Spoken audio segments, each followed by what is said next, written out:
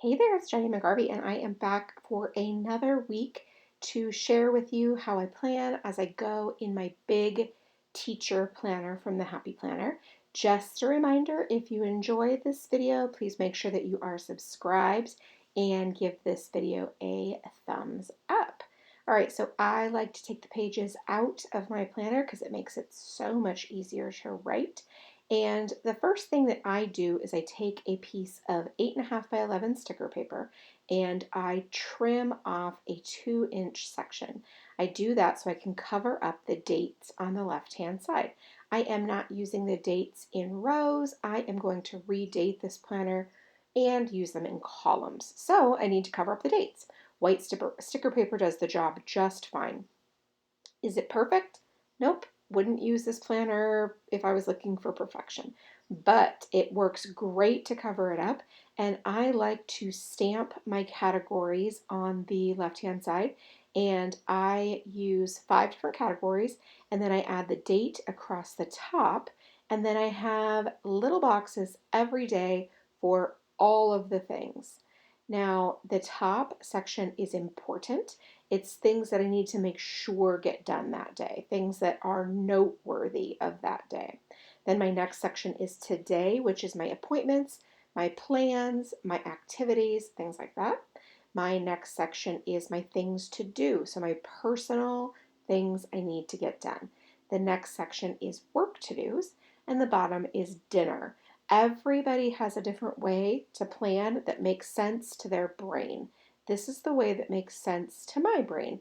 I need to see all of the things together. It's probably because I work from home as opposed to going to work at a job outside of the home. And so I just need to look at the whole thing as a whole and how I'll plan my entire day together. That is why either a daily format or a big planner works best for me right now so that I can see everything at once. Now I like to not only have that little dinner down at the bottom, isn't that ghost just the cutest, but I also like to put the little place settings in each box and then write the particular meal over the box. Sometimes it's not so much for planning either. Sometimes it's recording after the fact. So as opposed to saying like, oh, Monday we're going to have this, Tuesday we're going to have this, Wednesday we're going to have this, like recording it backwards. And then that allows me in the future to refer back to what we had for dinner. Okay, so I am putting these date cover stickers across the top. I don't always have to use date stickers. I can use just plain stickers or I can use stamps. But this particular sticker kit that I have from River and Ink came with date covers, so I might as well use them. They're cute and they match the theme of the kit.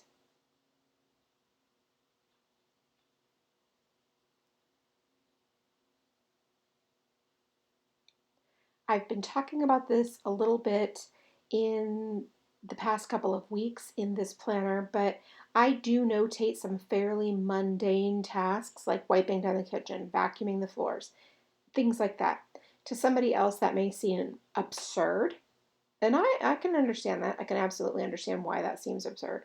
For me, there's several reasons. One, the act of putting it down on the paper sort of lets my brain know that that's something I really want to get done today, or I should get done today, or I'm thinking about getting done today.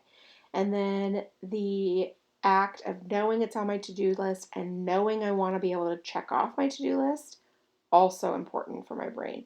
And then third of all, just that, that rush, being able to check something off and knowing I took care of something that I wanted to do.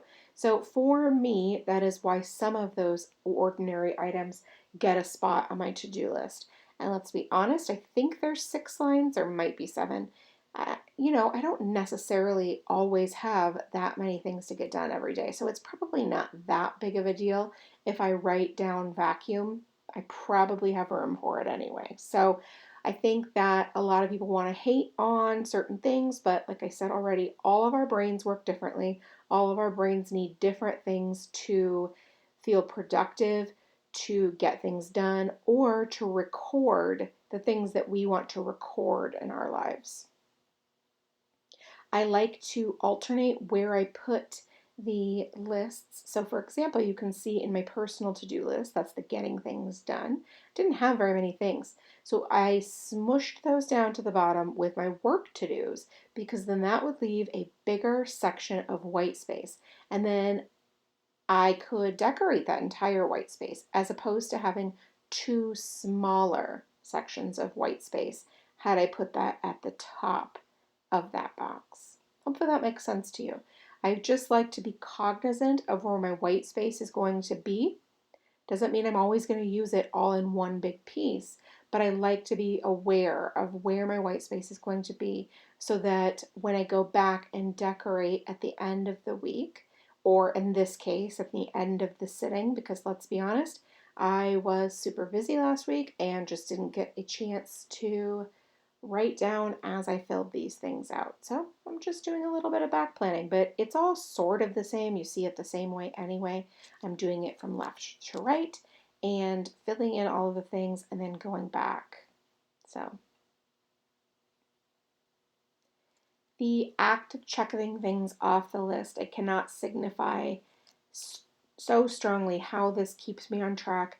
It keeps me getting things done. So even for work, for example, some of the things are kind of mundane, especially because they're things that I do on a weekly basis. However, it makes sure that they get done and that I'm able to complete my work tasks. So it's definitely something to consider if you are maybe becoming a little bit more forgetful or if your brain just needs that extra boost. It's definitely something.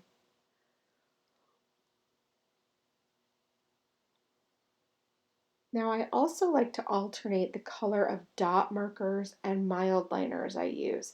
I find that that helps my brain to move across the page. And so then I'm able to keep looking at all of the things, right? So I'm, as opposed to being like, oh, this looks like every other week or it looks like every other day, and my brain just kind of gets bored and stops. This absolutely keeps it going through all of the boxes on all of the days.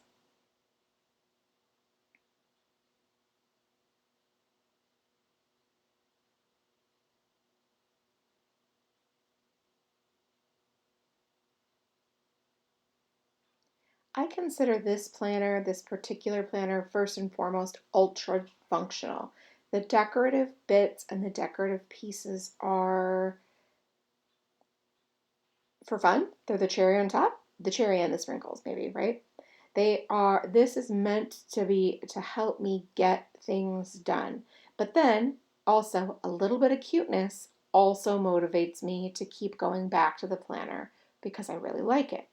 So by keeping in mind where I have blank spaces, where I have room for decoration after my functional bits and pieces are finished, I'm able to sort of do all of the things better.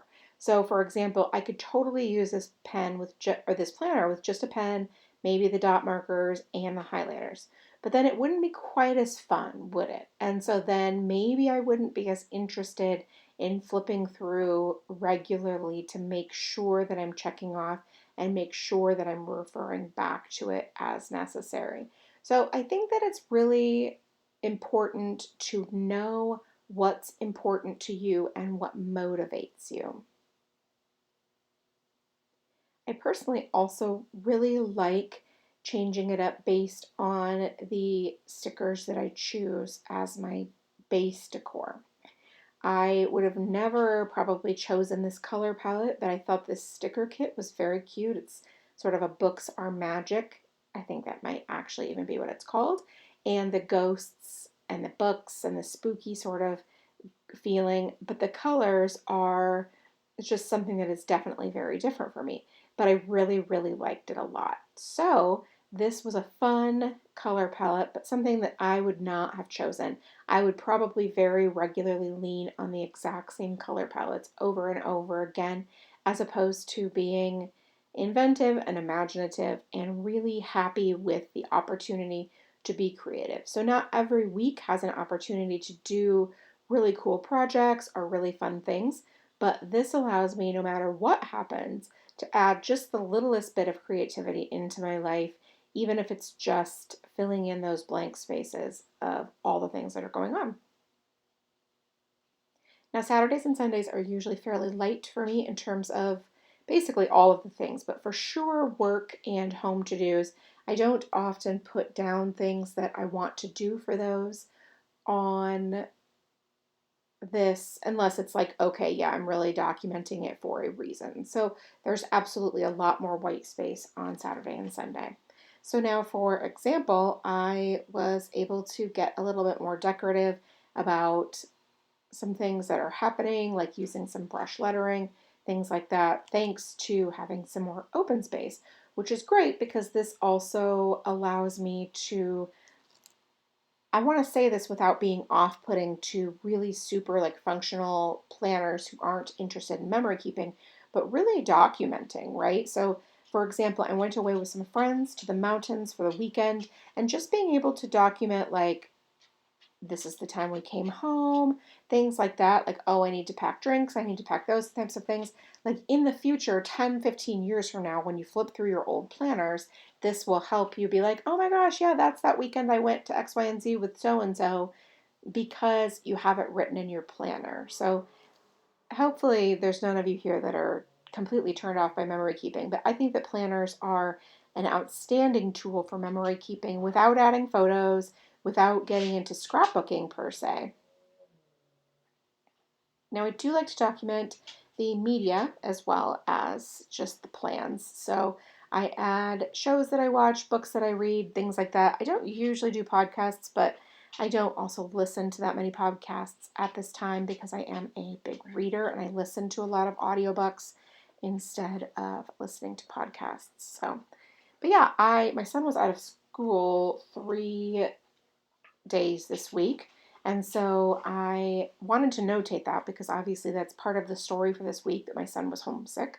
And so I wanted to sort of change up the writing so that each day didn't look the same. Again, really mostly just because I can. Obviously, I could just write the exact same thing over and over again if I chose to, but I did not do that. So I have several sets of stamps that help me document the media, back to that. And I like to use those for when I watch something specific, when I start a book, and when I finish a book. And again, does it really matter when I started and when I finished? No, it really doesn't, but I just enjoy it and I have space for it. And so I might as well, right? I also enjoy trying to switch up the pen color to maybe a coordinating pen for the overall theme of the week for this specific thing. So for media, just because it makes it stand out a little bit, makes it look a little bit different.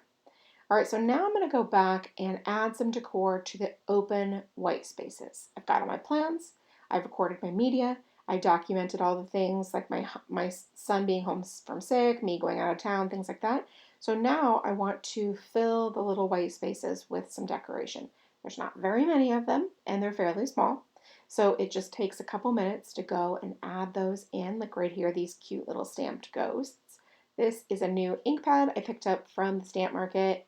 I already had the tiny little cube and I loved it, but I used this one quite a bit, so I knew I wanted the full size ink pad, and I love this color. Anyway, so just adding little bits. So I added those 3 ghosts from that Everyday Explorer stamp set, and then now I'm going to go back and add a handful of stickers, and then the tiniest bit of washi tape too. And then that's it. Thank you so much for stopping by and watching. I really do appreciate it. If you have any questions, comments, concerns, please leave them in the box below and I'll do my very best to get back to you. Also, don't forget, if you enjoyed this video, please make sure to leave me a thumbs up and subscribe. All right, guys, talk to you soon. Make it a great day.